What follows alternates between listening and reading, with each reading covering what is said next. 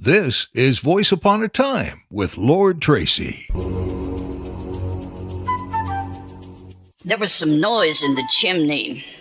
I thought it was just that stupid cat sneaking around doing his dumb stuff the way he always does. So I just rolled over and went back to sleep. I was all cozy in my little mouse hole, but then there was that noise again. And this time it sounded like a regular person, too. So I thought it must be the people in the house. I tell you, they've been acting crazy lately. They brought a tree into the house, a whole tree, and put it over in the corner.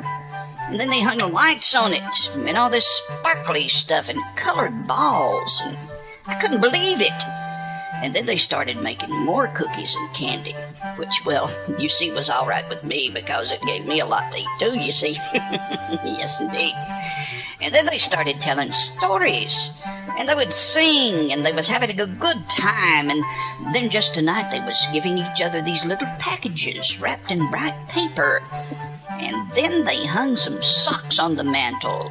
Well, that just about took the cake from me. That was too much. Oh, but then there was that noise in the chimney again.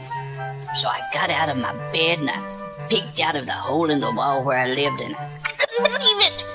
I had to shake my head a couple of times but there, standing in the fireplace, was someone with black boots on and red pants, and the rest of him was up the chimney. And I thought, that's it. A burglar has come to get us.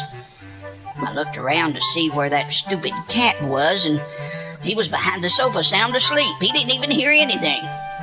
Well, then, this guy came out, and sure enough, it must have been a burglar because he had a white beard, and he was carrying a sack over his shoulder, and it was full of stuff. And I thought, well, he's already been around the neighborhood stealing all kinds of stuff. But then he did the weirdest thing I'd ever seen. He laid down the sack and began taking things out of it and sticking them into the socks, and all the time he was doing it, he was humming and smiling. And then I remembered that all the people in the house had been smiling a whole bunch more since they'd been giving each other presents and helping each other, and that they was nicer too. And I thought, well, maybe when you're giving something to someone, it makes you smile. It makes them smile and be nice. So I thought, well, that's what I'll do to this stupid cat to make him stop chasing me. But just then, the man in the red suit finished doing what he was doing. He ate some cookies and drank some milk that was on the table, and then he picked up his sack and went back up the chimney. I ran back to the little den in my mouse hole and got this most favorite thing of mine, the best thing that I had. And I went over to the opening, and I looked out, and that stupid cat was still asleep behind the sofa. So I tiptoed out of the hole across the rug, and then dived under the sofa. I could see the cat on the other side still asleep, or pretending to be anyway.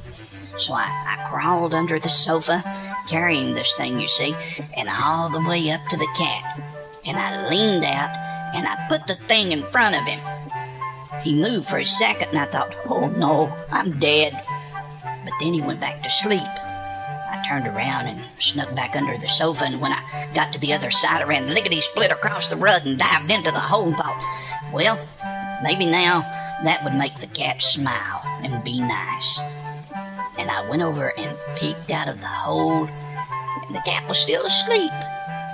But there in front of him, right where I'd left it, so he could see it first thing when he woke up, was my most favorite piece of cheese.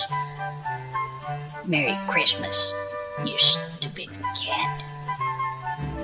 From the edge of the imagination, you've been listening to Appalachian storyteller and author Tracy Turner.